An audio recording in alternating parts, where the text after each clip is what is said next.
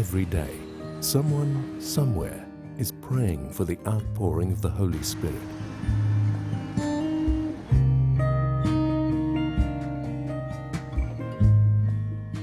"777", praying at 7 a.m.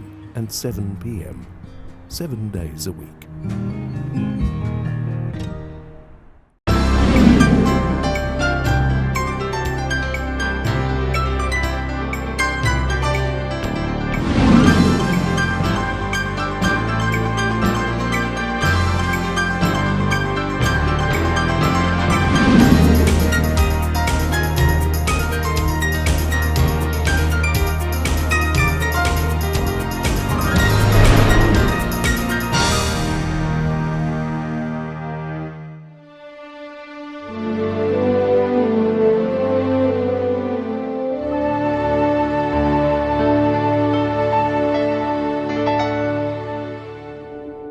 Ano nga ba ang ibig sabihin ng bautismo? Ano ba ang tunay na bautismo? Marami po kasi ngayon nagpapabautismo, iba-ibang mga relihiyon, ang ilan ay bata, ang ilan matatanda. Ang ilan naman, absentee baptism. Ano po ba ang paniniwala ng ating Panginoon Kristo tungkol dito? Sa umagang ito, tutunghayan po natin ang mga kasagutan mula sa Biblia, dito lamang sa programang What Jesus Believes. Ayan, pagbati po sa lahat po ng mga taga-subaybay natin. Hawak nyo na po ba ang mga Biblia ninyo para pag-aralan natin ng malalim ang paniniwala ng ating Panginoon Kristo? Kasama po natin si Pastor Gatos. Pastor, batiin po natin ang ating po mga kasama. Kumusta po kayo muli mga sumusubaybay po ng palatuntunan ng What Jesus Believes? Naway patuloy pong dalangin namin na nasa mabuti kayong kalagayan. Binabati po namin ang aming kaibigan na nandiyan po sa California, si kapatid na Gladys Roman. Ito ay taga rito rin sa Pilipinas, subalit Pastor Brian, nanirahan na sila doon. Ayan, maraming salamat po, Pastor. Binabati din po namin yung aking po mga kamag-anak, Pastor and Mrs. Ibora. Ayan, tita ko po yun, Pastor. Bago po natin pag-usapan, mga minamahal na mga kapatid, ang bautismo, tayo po muna ay manalangin. Dakila po namin Diyos, Panginoon, nais po naming malaman ang inyong kalooban, ang inyong pong mga aral. Pagpalain niyo po kami bigyan ng karunungan sa araw na ito sa pamamagitan ng Banal na Espiritu sa pangalan po ng Panginoon Hesus. Amen. O, Pastor, ito malalim na katanungan mula sa atin pong mga taga-subaybay. Paano po ba makakamit ng tao ang langit? At dyan din tayo magtutuon ng pansin para lubos na maintindihan ng ating pong mga sumusubaybay ng programang ito. Dito, Pastor Brian, sa Kapitulo 5 ng Mateo, ang talatay 3, ito ang unang sagot sa iyong katanungan na kung paano ba natin makakamit ang kaharian ng langit.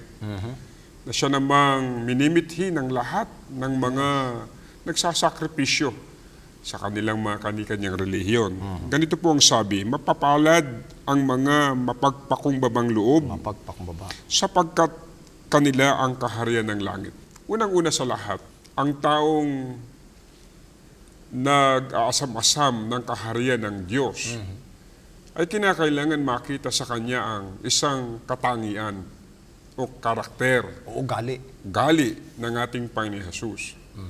At bukod tangi lamang ang binabanggit ng Biblia sa Kapitulo 5:3 ng Mateo, hinggil sa sinabi sa ilang mga beatitudes, na ang wika, mapapalad ang mapagpakumbabang loob sapagkat sa kanila ang kaharian ng langit. Ano ang ibig sabihin nito, Pastor? Bakit kailangan itong pagpapakumbabang? Ibig sabihin nito ay yung pagiging submissive natin sa ating mahal na Diyos, pagpapasakop. Kasi kapag walang pagpapasakop, ituturing mo ang sarili mo na mas nakakahigit doon sa isa.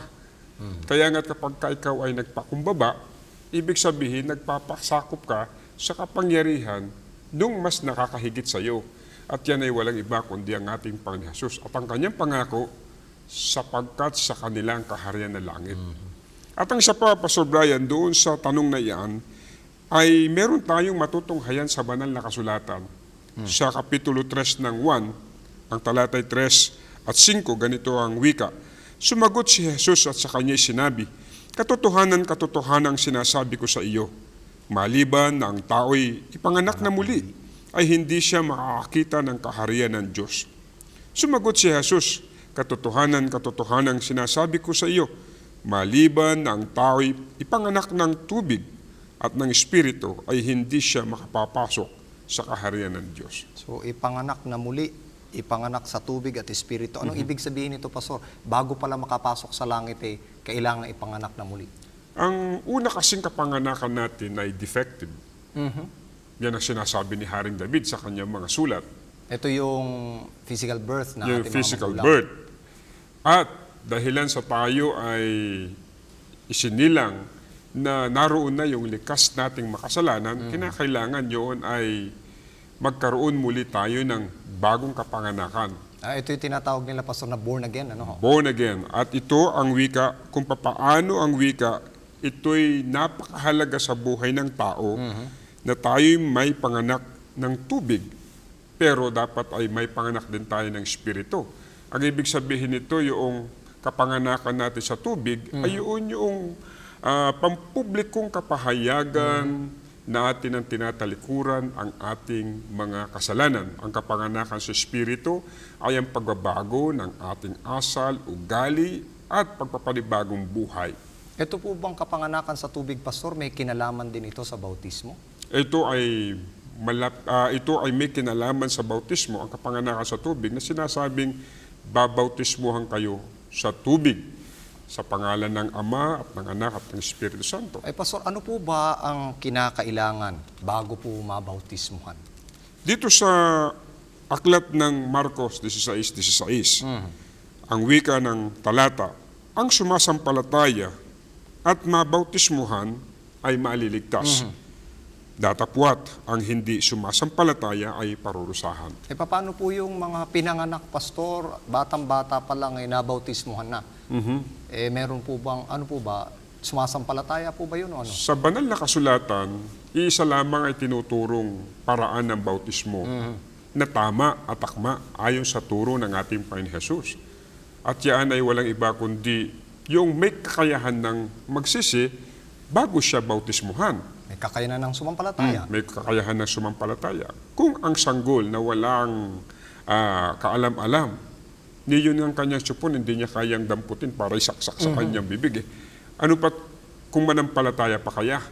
Kaya nga dito ang itinuturo ng ating Panginoon Jesucristo na bago tayo mabautismuhan, ay kinakailangan meron munang pagsisisi ng ating mga kasalanan at pananampalataya natin sa Panginoon Diyos.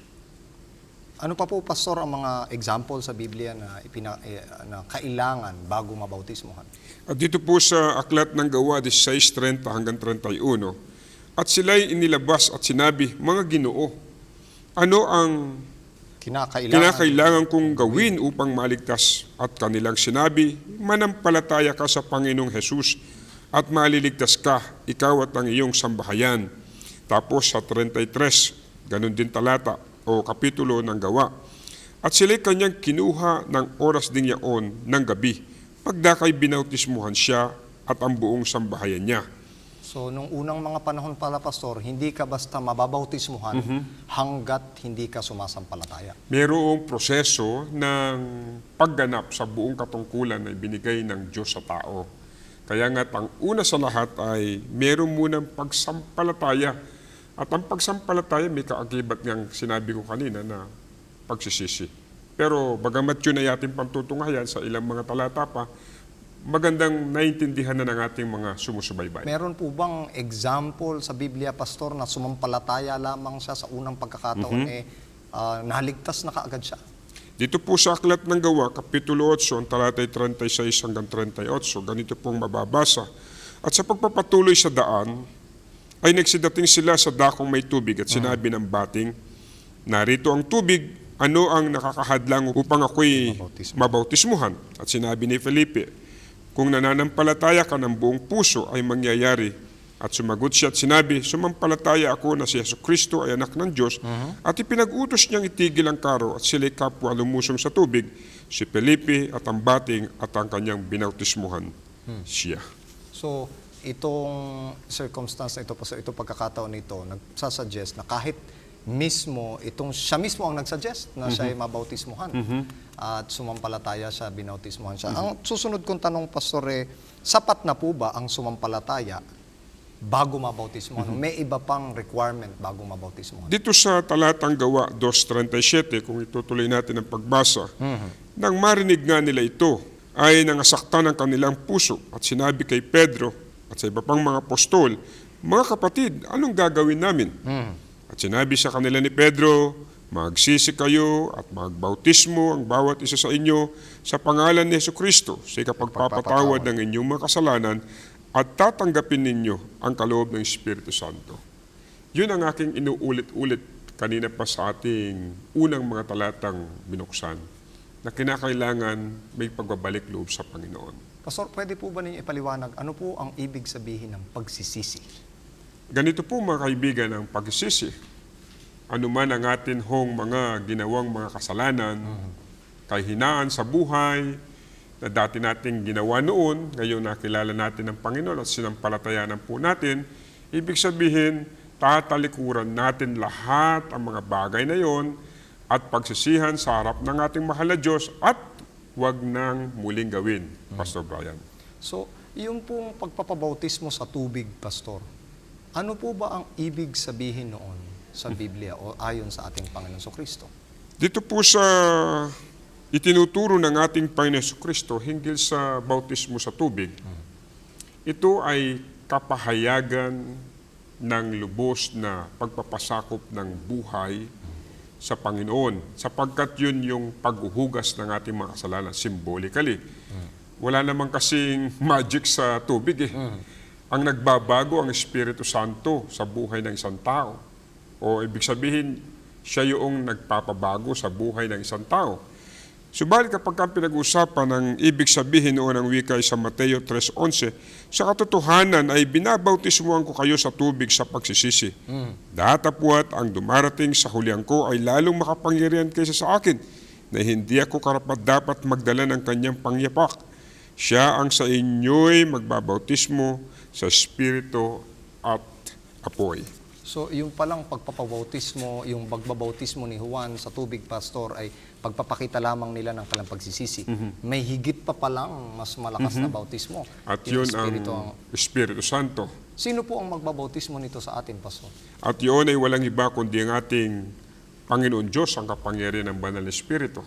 Pastor, ano po ba ang ibig sabihin ng bautismo? Halimbawa, pag nabautismohan ako ngayon, ano naman po ang ibig sabihin nun sa aking buhay? Yun ay pagbabago.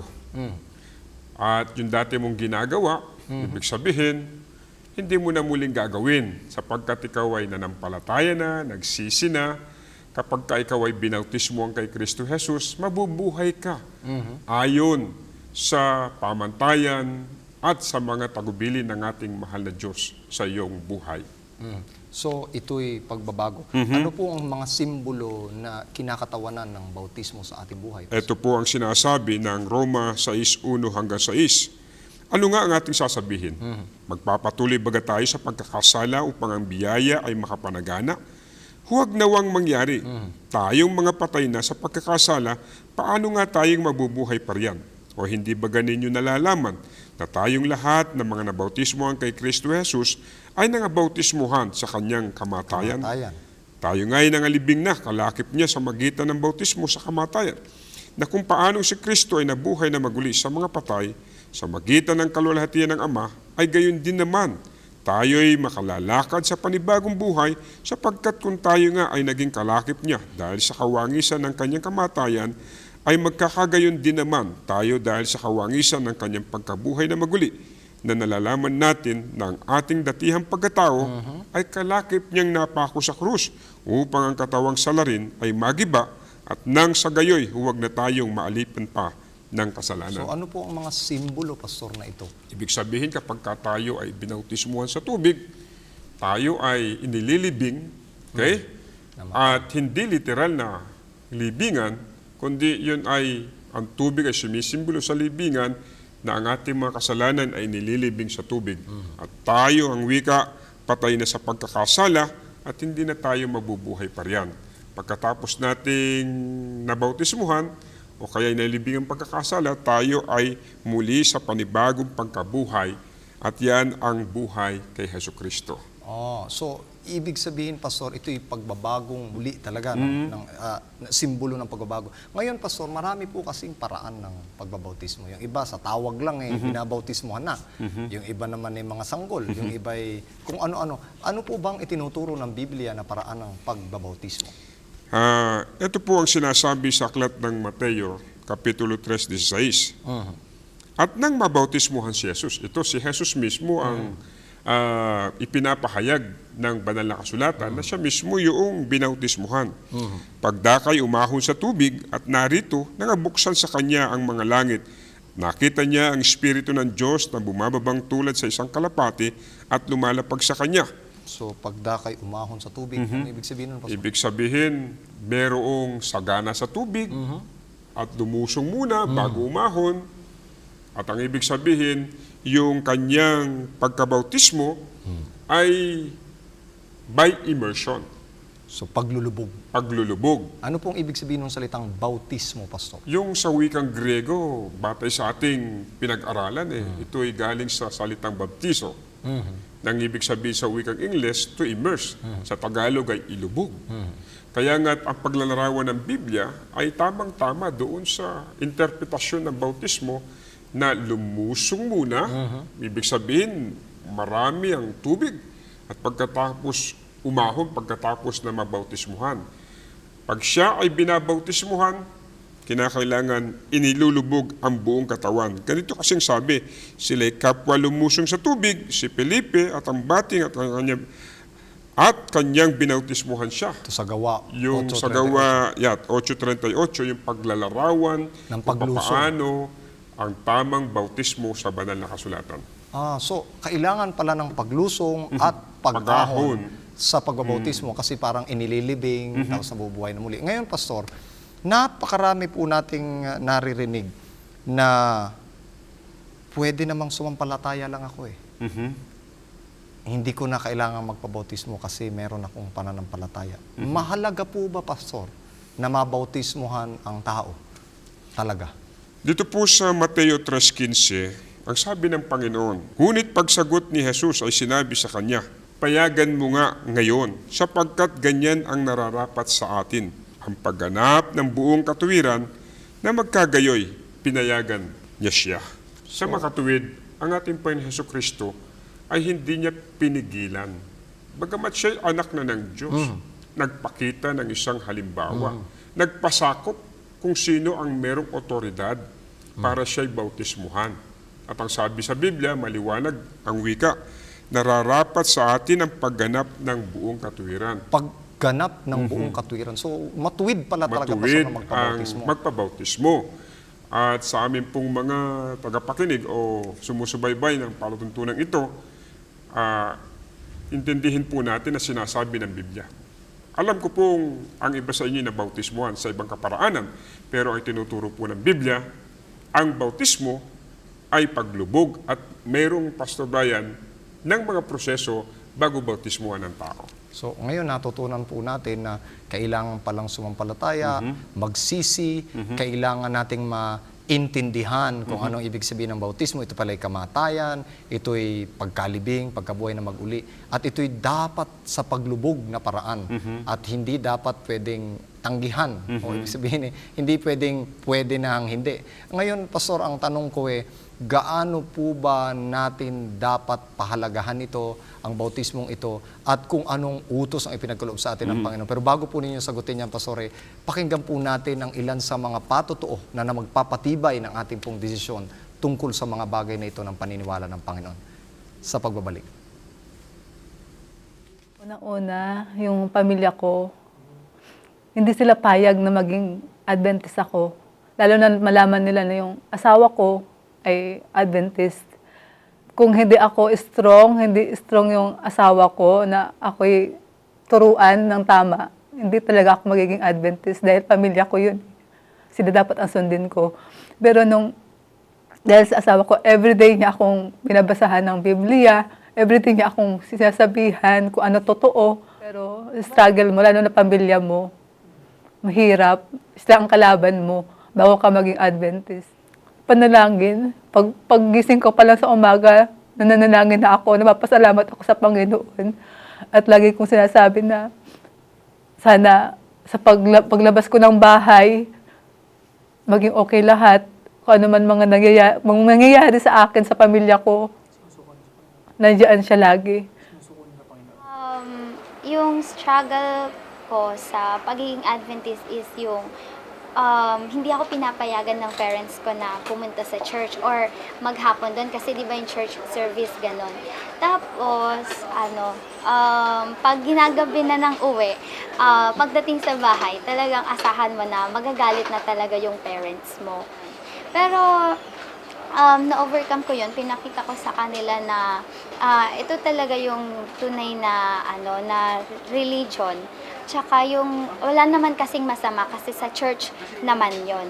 Tapos hanggang sa nakita nila na parang nagiging magandang naman sa akin yun. Nagiging magandang influence naman yung church sa akin. Kaya hanggang sa huli, nung nakita nila na parang nagkaroon ng changes sa buhay ko, naging na rin sila.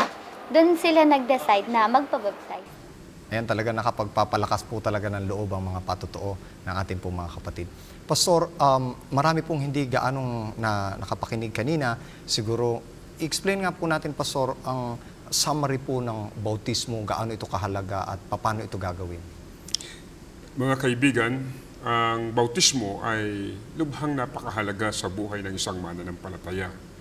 Sinabi nga po kanina sa atin hong diskusyon na ito ho ang importanteng gawin ng tao para maligtas. At bago niya gawin ang bautismo, kinakailangan siya po ay manampalataya at magsisi ng kanyang mga kasalanan at aktong gawin ang pagbabautismo. At Pastor Brian, ang pagbabautismo ay kinakailangan yung aral o turo o pinaniwalaan ng Panginoon Jesus na siya mismo ay binautismuhan at yun ay sa ilog ng Jordan na siya'y lumusong. Pagkatapos siya nabautismuhan, umahon at yun ay ipinakita sa ating lahat bilang halimbawa na dapat mangyari. Sapagkat sabi niya kay Juan, ito'y pagganap ng buong katuwiran. Kaya nga't ang bawat isa ay kinakailangan bautismuhan. Pero tayo po ay kinakailangan munang manampalataya at magsisi at gawin yung akma at tamang turo at aral ng Biblia ng pagbabautismo. Sapagkat doon sa aklat ng Roma ay binanggit din doon ayon kay Pablo na ito'y paglilibing ng ating matandang pagkatao. Yung ugaling hindi ayon sa pamantayan ng Diyos. At yung mga tuwirang paglabag at pag-alipusta sa kanyang mga alituntunin o mga kautusan, mabago dapat, kaya nga't ililibing. Kapag tayo umahon sa tubig, yun ang paglakad naman sa panibagong buhay. At yun ay dapat nating gawin sapagkat yan ang pagganap ng buong katuwiran. Nabanggat niyo, Pastor, yung paglakad sa panibagong buhay. Ang bautismo po ba, Pastor, katapusan na ng pagiging Kristiyano? At saka ano po ba ang obligasyon ng isang nabautismuhan? Ganito po ang sinasabi ng aklat ng Mateo, Kapitulo 28, ang talatay 19 hanggang 20. Dahil dito, magsiyawon nga kayo at gawin ninyong mga alagad ang lahat ng mga bansa. Na sila'y inyong bautismuhan sa pangalan ng Ama at ng Anak at ng Espiritu Santo. Na ituro ninyo sa kanila na kanilang ganapin ang lahat ng mga bagay na iniutos ko sa inyo. At narito, ako'y sumasa inyong palagi hanggang sa katapusan ng sanlibutan. So ano po yung utos dito, Pastor? Yung utos dito magsiyawon kayo at gawin ninyong lahat ng mga alagad, ang lahat ng mga bansa. Pagkatapos ay ganapin. At sila'y bautismuhan. Pagkatapos na bautismuhan, ituro sa kanila na kanilang ganapin ang lahat ng mga bagay na inutos ko sa inyo. Ano po, Pastor, ang dapat maunawaan ng bawat miyembro tungkol dito? Pagkatapos ng bautismo, hindi doon tumitigil ang paglakad ng isang Kristiyano sa kanyang buhay bilang mananampalataya. kinakailangan kung papaano niya tinanggap si Kristo bilang kanyang personal na tagapagligtas at Panginoon ng kanyang buhay sa magitan ng bautismo, siya din ay ganoon din ang gagawin niya sa mga ibang mga tao na gustong maligtas. At kailangan na mapabalitaan din ang ibang mga tao sa magitan niya na binago ng Panginoon na magiging saksi at patutuo siya sa harapan ng maraming mga tao. Pastor, alam ko po sa mga tagapakinig natin ngayon, taga-subaybay, gusto na nilang magpabautismo matapos na marinig ito. Pero marami pong mga factors para mag-alinlangan. Ang ilan sa kanila ay may dating relihiyon, ang ilan sa nahihiya sa mga kamag-anak at kung ano-ano. Paano po masasabi ninyo tungkol dito? Mga kaibigan, ito po ay isang bagay na napakahalaga. It's a matter of life and death. Sapagkat yun na sinasabi naman sa aklat ng Juan, maliban ng tao'y ipanganak na maguli, ay hindi siya makakita ng kaharian ng Diyos. Ito ang isang bagay na dapat po natin gawin. Katulad ng sinasabi sa aklat ng mga gawa, 22, ang talatay 16. Ganito po ang sabi, "At ngayon, bakit ka tumitigil? Magtindig ka, at ikaw ay magbautismo, at ugasan mo ang iyong mga kasalanan na tumatawag sa kanyang pangalan." Mga kaibigan, kung ano man po ang mga kadahilanan kung bakit hanggang sa ngayon ay hindi pa po ninyo ginagawa na kayo'y bautismuhan, ito na po ang pagkakataon. Kung kayo po ay interesado at mayroong pananabik na kayo'y bautismuhan, kayo lamang po ay lumiham sa amin o tumawag para nang sa ganun ay mapaglingkuran po namin kayo. Sapagkat mahalaga po na ang taong nagbabalik loob sa Panginoon, nananampalataya at nagsisisi, ay kinakailangan mabautismuhan. At kung kayo po ay mabautismuhan na, lalakad naman po kayo sa panibagong buhay. At gagawin naman po ninyo ang iniutos ng Panginoon na inyo pong akitin ang marami pang mga tao na kung paano po kayo naakit sa Ebanghelyo, ay sila din po ay maakit ng kaligtasan sa magitan ng Ebanghelyo. Naway, ito pong mga katagang ito ay magsilbi pong inspirasyon sa inyo upang maging mapayapa at panatag ang inyong paglakbay bilang Kristiyano sa mundo ito. Ayan, bilang tulong sa desisyon na gagawin mo, kaibigan, pakinggan mo ang awiting ito.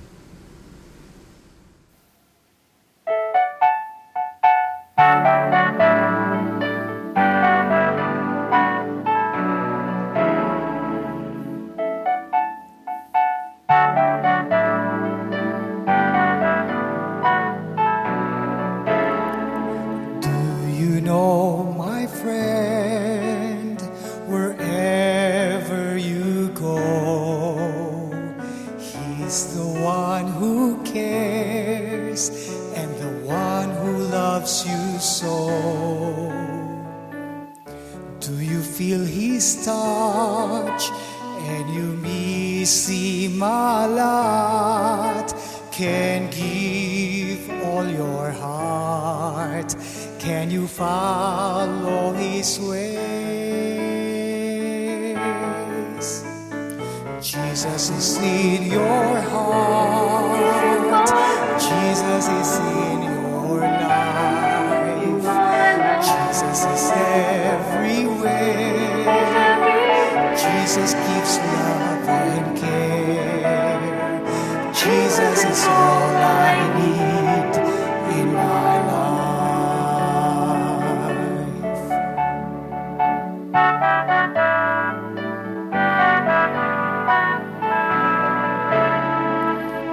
Every day with Him, He is our strength and love. Every day with Him, we come to praise His name. Do you feel His touch and you miss Him a lot? Can give all your heart. Can you follow His ways? Jesus is in your heart. Jesus is in your life. Jesus is everywhere. Jesus Jesus gives love and care. Jesus is all I need in my life.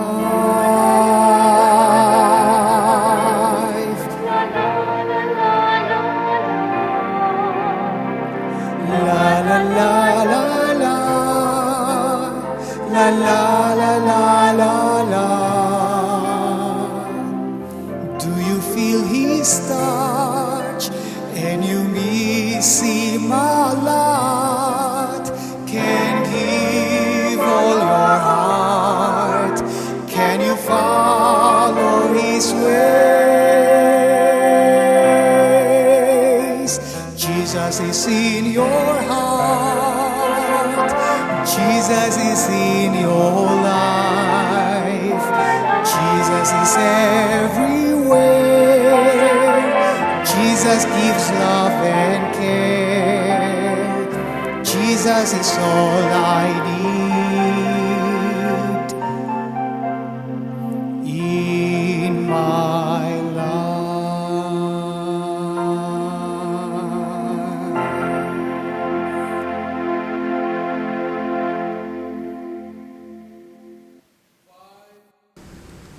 Pastor, ngayon po na nagbubulay-bulay ang ating mga kapatid, panalangin po natin sila, Pastor. Tayo po'y manalangin. Ama naming Diyos, nagpapasalamat po kami muli na naipahayag ang inyong pong mga salita. Opo. Marami pa po sa aming mga sumusubaybay na hindi pa po nakapagpasya. Ang iba'y nag-aalinlangan. Yes, Lord. Ang iba, O Diyos, ay natatakot.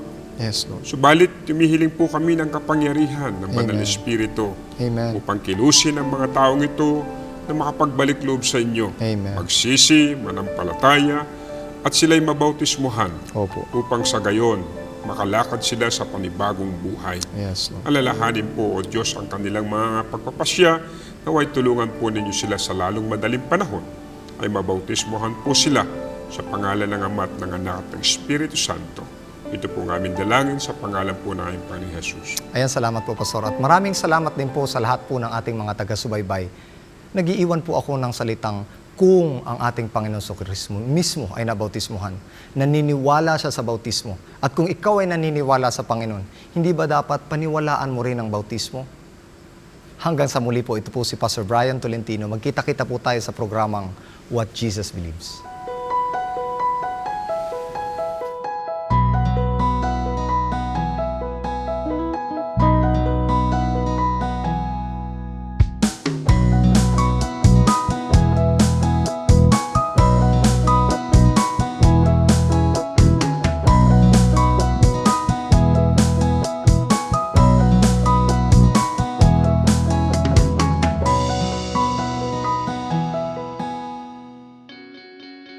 We are people, and we love to get connected.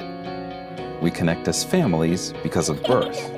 We connect as friends because we click.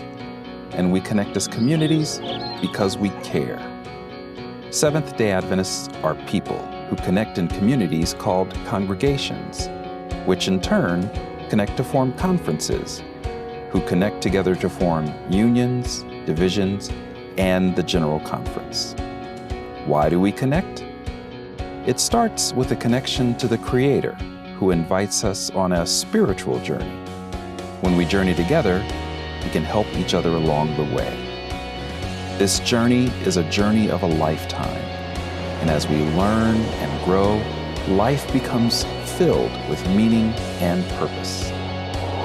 Our greatest joy is in helping others along the way.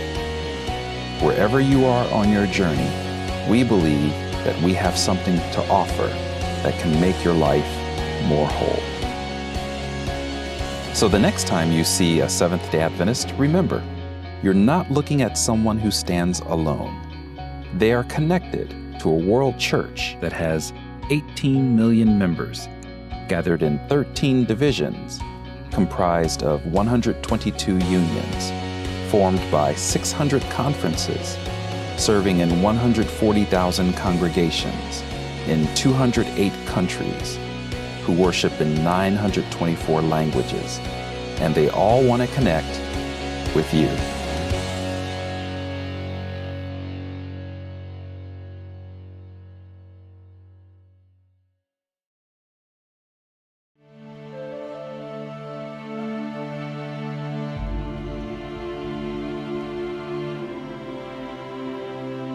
Emergencies are everywhere. Hurricanes and floods destroy homes and livelihoods. Drought and famine strike the poorest of the poor. We live in a sinful, broken world, and many are desperately waiting for help. You know, ADRA has always had a unique mission within the Seventh-day Adventist Church. We may not be a preaching ministry, but we are a ministry nonetheless. We represent the simplest aspect of Jesus' nature, His unconditional love. When disasters leave thousands homeless and destitute, when famine threatens to end the lives of innocent children, when hope is lost, that is when ADRA shows the world the unconditional love and care of Jesus. I invite you to join us right now. Together, we can be the hands and feet of Jesus to a world in need. So that when Jesus returns, we'll each hear Him say, "Take your inheritance, because whatever you did for one of the least of these brothers and sisters of mine, you did for me."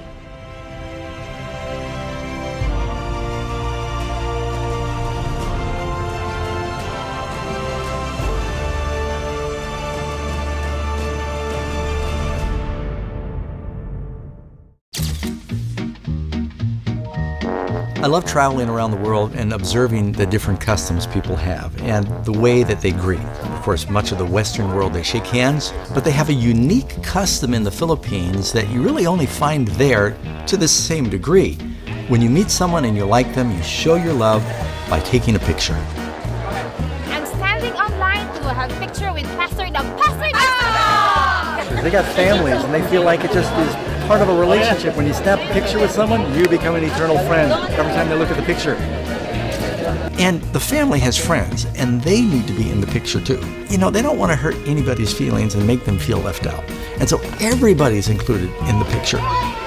So we're even going to take a picture of the whole country of the Philippines to make sure we don't leave anybody out. Gotta fix my smiley muscles. Calisthenics. And if you really love them, you take another picture. And another. Play again. 1, 2. Pastor, one more picture, Pastor. One more picture. And I really knew they loved me when then they said, "Could we have one more?" Just as I was stepping on the plane. I'm serious.